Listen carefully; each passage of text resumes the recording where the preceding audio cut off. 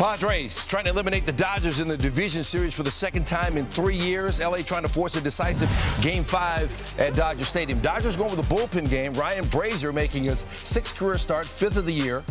Dylan Cease gets to start for the Padres in only 3 days rest, fewest days between appearances in his career. Top of the first, Mookie Betts facing Cease. Hey, remember that 0 for 22 sweep? Slump, rather? It's done. That's gone for a home run. He had a home run Tuesday, home run Wednesday. First time hitting home runs in back-to-back postseason games. Dodgers with the early 1-0 lead. Fernando Tatis Jr. up and down, bottom of the first. His first strikeout of the postseason. He was 1 for 4. Brazier, 1 in the third, didn't give up a hit. Top of the second, runners on the corners, 2 out. Shohei Ohtani rips 1 through. That'll bring in a run. Ohtani's delivered in 15 of his last 18 at-bats with runners in scoring position, 2-0 Dodgers. Brian Honing in the pitch in relief. First pitch, Betts brings in another one, 2 for 5 with a pair of RBI, and the Dodgers up 3-0. Let's go top third now. Will Smith up. He's got a runner on second. And he's coming home with Smith. That ball went 432 feet, longest of the postseason so far. Dodgers 1 through 5 hitters, 6 for 10, 2 home runs, 5 RBI. It's 5-0 LA. We go to the fourth. Teoscar Hernandez up to bat with Ohtani on second. Hernandez with a grand slam on Tuesday. Over to third, bounces off the umpire, but Manny Machado gets to it and nails Ohtani at home. So even after all of that, Machado able to get Ohtani out by a mile. Padres defense prevents another run from scoring, but LA had plenty. Top of the 7th. Dodgers up 6-0, 1 on, 2 out for Gavin Lux. And that one's gone as well. Dodgers extend their lead to 8-0. They go on to win at 8-0. Largest shutout win in franchise history. Game 5 on Friday back in LA. There's no tomorrow. We had to leave it all on the field tonight. Obviously losing Freddie, losing Miggy was big. Bullpen game, we needed. It was very important for us to take the lead early, and we did that. Mookie got us going with a homer in the first inning again, and then after that we kept adding on, which was. I feel like last night we showed a lot about who we are as a group. Falling down 6-1 early, and we had that big inning, and we made it 6-5, and we were able to add on. Our bullpen did a great job, but I think that was the difference between last night and tonight. I'm already excited for Friday. How fun is that going to be? Yeah, missed opportunity, a chance to close it out, didn't. Move on, play Game 5. Winner take it. Dodgers heading toward their 17th winner-take-all postseason game. Padres playing their 4th. LA 10-6 in those games, having won 3 straight. Padres have never lost in this spot, winning each of their previous 3 games. Mookie Betts and Will Smith both with homers for the Dodgers Wednesday in Game 4 to keep LA alive in the series. Let's listen into their post-game comments now. I think we just take it one game at a time, one inning at a time. We have a bunch of grinders, or a bunch of fighters, and we know this wasn't going to be easy. Nothing's easy, and so you just got to take whatever cards you're dealt and play them, and that's what we've been doing. Dylan. Mookie, we talked the other day, you talked about how you guessed you would take another 300-400 swings before Game 3. What did you actually do between Games 2 and 3? Hit. I kept hitting. I mean, that's all I've been doing. I mean, that's what I know. I work, and again, I just want to do my part. I'm not trying to win the game for us, and we got plenty of guys that can win games for us. I just want to do my part in the team, and that's all I've been focused on. When you said you hit, how much did you hit? I'm guessing you don't want to overdo it to the point where you're dead. No, right? I don't care about overdoing it. I'd rather overdo it than not give effort. So, I mean, pretty much as soon as I get to the park every day, I'm in the cage, and I don't leave until I go out on the field, and then I come back inside and I hit some more. So that's what I've been doing. And Will, it's obviously up to this point offensively, it's been kind of a challenge for you in this postseason. How good did it feel just seeing that ball travel as far as it did? Yeah, was able to get a good swing on it. Sinker up in the zone. Muncy did a great job, getting on second with a double. I was just trying to get him over. Was rewarded with the homer, but no, I felt decent the whole series. Drawing walks first couple games, just barely missing pitches I should hit, so that happens. That's baseball. But no, I feel good. Juan? Mookie, what was kind of the mood like in the clubhouse before the game today? Just how confident were you guys that you guys had this performance in you guys today? I think it was real, actually, a lot more light than people would think. You know, we weren't uptight. We were having fun, you know, laughing, joking. We knew what we were about to do. We knew the challenge we had to face, but we all just enjoyed it. You know, I think it was light, and we knew we'd be okay.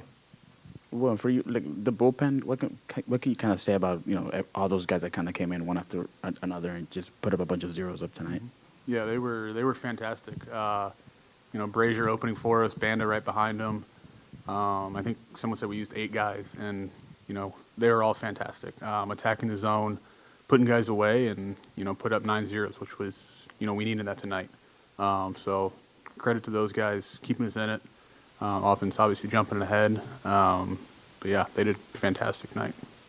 Mike? How did you sort of quiet all that noise and do what you did the last 2 nights? And was that tough? I don't even remember Doc's message on Monday, to be honest. Yeah, it seems like it was so long ago. But, I mean, you know, I think I just needed to see one fall, man. I think, you know, I just needed to see one fall and get a little confidence. I know my team did an amazing job. My teammates did an amazing job trying to put confidence, instill confidence in me. I had to turn off all social media because that was all negative, and I had to just get some positive vibes in me. And my team did it, and you know, I worked hard and finally saw one fall, and I think we're all right now. Chelsea, third row in the middle. Well, I'm curious how much more mentally taxing it is to go through a game where you use 8 pitchers and just seeing the stuff that guys had and how the Padres responded. Does it feel like that's something you guys could succeed with again if you had to in Game 5? I know we trust all those guys to go out there, so possibly. I don't know what the game plan is. But for me, you just go one pitch at a time. You know, you just look at the situation, see what you got on the mound, what the pitcher's got working, and just attack. And that's what we did tonight. And that's, you know, credit to those pitchers, you know, making their pitches and just attacking the zone. Go to Barry in the front. Thanks. Hey, Mookie, you could have had a home run on Sunday if Profar hadn't pulled that ball out of the stands. And now you've had one in each of the first innings of the next 2 games. Is that an growth of all the work you're doing? I would say so. I mean, I would hope so with the amount of swings I've taken. I mean, I would hope something would fall, but you know, it is what it is. If that one fell, maybe we're talking differently now, right. But it didn't, and you know, but we got a Game 5. That's all I'm really focused on. So at this point, though, you feel like you're in a sort of rhythm, back in your regular rhythm. I would say so, but you know, again, that doesn't mean I'm gonna go out and get hits and this, that, and the other. But I do have some confidence in myself and in the boys, and we'll be all right. Last time the Mets clinched a playoff series at home, the game was played at Shea Stadium back in the year 2000. That sets the stage for Game 4 at Citi Field. Ron Thomson gave the ball to Ranger Suarez, who was in trouble early and often. Bottom 1, bases loaded. Suarez gets Jose Iglesias swinging. He just kept throwing Uncle Charlie's in the dirt, and the Mets kept missing him. J.D. Martinez next up, same deal. So Suarez gets out of the jam in the first. We move along to the second, where the bases are loaded again. 2 outs for Brandon Nimmo. Nimmo gets a stick on it, but that's just a ground ball. Suarez, first guy in postseason history to give up 4 hits and 2 walks in the first 2 innings without allowing a run. Went 4 1/3, struck out 8, no runs allowed. We go to the top of the 4th, still no score in this game. The Phillies put runners on 2nd and 3rd with 1 out. Alec Boehm, who's been struggling lately. The squibber, Mark Vientos comes home. Oh, he was going to come home, but couldn't grab the baseball. So the Phillies get a run and get a lead. Haven't had much of both in this series. Bottom 6, still a 1-0 lead. Bases loaded, Francisco Lindor. Carlos Estevez, first batter he faces, and Frankie. Oh, Frankie! He's done it again. Time after time this year, Francisco Lindor has delivered another epic home run. The granny gives the Mets 4. Here's how it was called by Mets radio announcer Howie Rose. Swinging a drive towards the gap in right center. It's pretty deep. It's back near the wall. It's gone. It's gone. Francisco Lindor. He may have just outdone himself. He has hit a grand slam. They were famished for the big hit all night, and Francisco Lindor just provided a feast. Yeah, Fiesta was all the offense the Mets got and all they needed. Top 9, Edwin Diaz on for the save. He actually walks the first 2 batters. Cody Clemens, swing and a miss. That's 1 out. Next up, Brandon Marsh. Marsh, can of corn to center field. So that's 2 outs. The Mets 1 out away. Kyle Schwarber, 1 swing ties it. But then again, 1 swing also ends it. 1-0-1 on the gun. Game over, series over. The Mets finally get to celebrate at Citi Field. Let's get inside the winning clubhouse. Carlos Mendoza addressing his guys. Mets Nation. Yeah. We believe. You need to continue to believe. Let's go!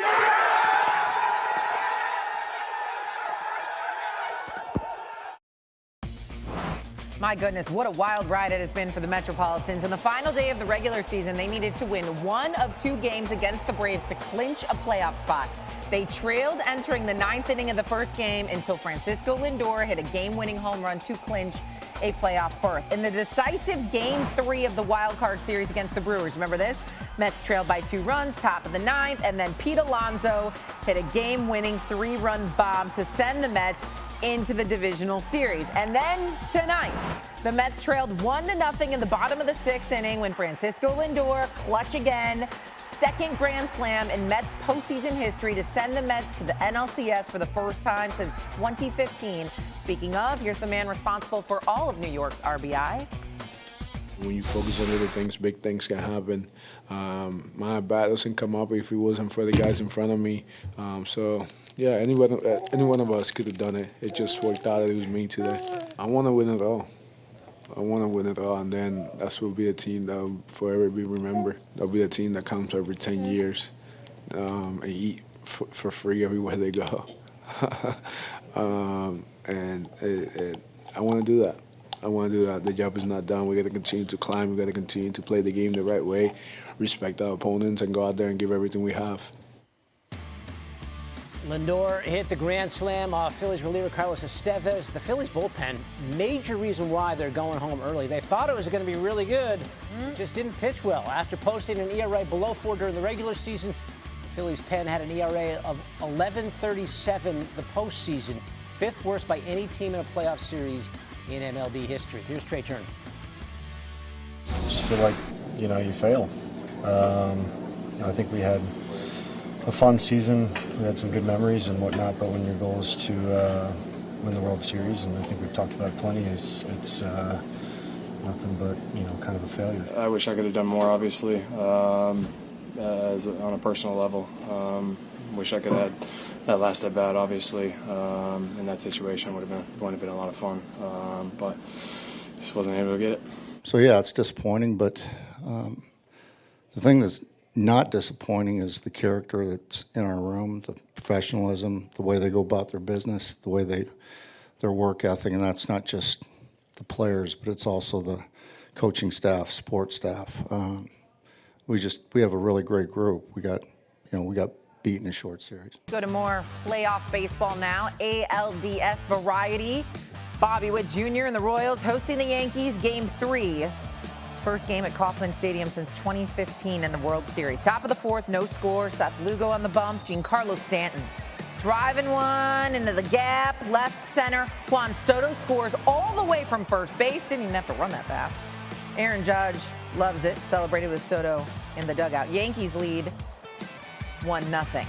Top of the 5th now. Yankees now lead 2-0. Judge batting. He has struggled mightily in the series. He's got runners on the corners. What can you do? He's been really good traditionally in the postseason, but this series, not so much. And look what he's going to do here. Pops up to center field. Huge missed opportunity for Judge, but a little bit more of the same as he's frustrated. Bottom of the 5th, same score here. And this is Kyle Isbell into the corner and left, and it rolls along the fence. Adam Frazier is going to come in to score. Isbell lands on second for an RBI double. So the Royals now only trail by a run. Next batter is Michael Massey. Lines one to right field. Soto with the dive to make the catch, but it goes past him. Isbell is going to come around all the way to score. Soto just couldn't make the catch. So Massey fired up at third base with a triple. A rare triple, if you will. There's Patrick Mahomes. He loved it too. Game tied at 2. Top of the 7th, same score. One runner on Judge. You got another opportunity here with 2 outs. Whoa, that's a check swing. And the first base ump said, you win. Sorry. No one can believe it, including Judge himself, but watch again. Yeah, crosses the plate. Game remains tied. Top of the 8th, same score. Stanton now at the dish. What do you got, Giancarlo? How about this? This will do. Left field, over the fence. That's a home run. And Judge might not be able to celebrate for his at-bats, but he'll do it for Giancarlo Stanton. Yankees now lead by a run. Bottom of the 8th inning, same score. Luke Weaver on for the 5-out save. This is Bobby Witt Jr. A single through the left side infield. That's his first hit of this series. About time. Welcome to the party. Next batter, this is Vinny Pasquantino. Boops one in the infield. Anthony Volpe is there to make the diving grab. And so now we have 2 outs with runners on the corners for Yuli Gurriel. Fly high ball center field, and that, my friends, is going to do it. Weaver gets out of the jam, and the Yankees go on to win 3-2 to take a 2-1 series lead. Here's Aaron Boone on Giancarlo Stanton. He's so good at locking in these big games. You know, he's done it throughout his career with us. He's just really able to focus, pitch to pitch. And I thought that at bat off Bubic was just phenomenal. I think he went up there looking to do damage, looking to do just that. I thought laid off all the right pitches and just put a great swing on it, on what was obviously a great night for him, including adding the stolen base for good measure. This is what I came here for. So, not always going to be successful here, but can't put all that work in and having 0 results. So I'm just glad I was working on the right things and was able to do something tonight. Giancarlo Stanton came up big for the Yankees, giving them the lead with a double in the 4th inning and then giving the Yankees the lead for good with his home run in the 8th inning that you just saw. Stanton is the 5th player in Yankees history with multiple go-ahead hits in a postseason game, joining some very familiar names there. Jerry Coleman, Charlie Keller, Babe Ruth did it twice. Pretty impressive.